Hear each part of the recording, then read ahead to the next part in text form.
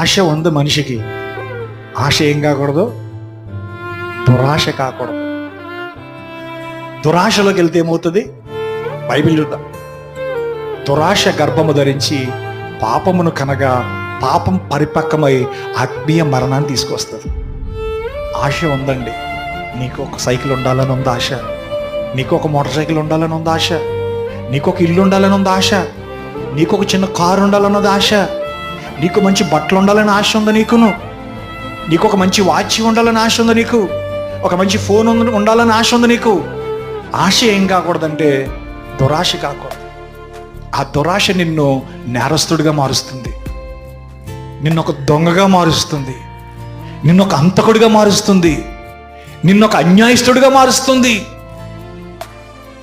నిన్నొక దుర్మార్గుడిగా మారుస్తుంది.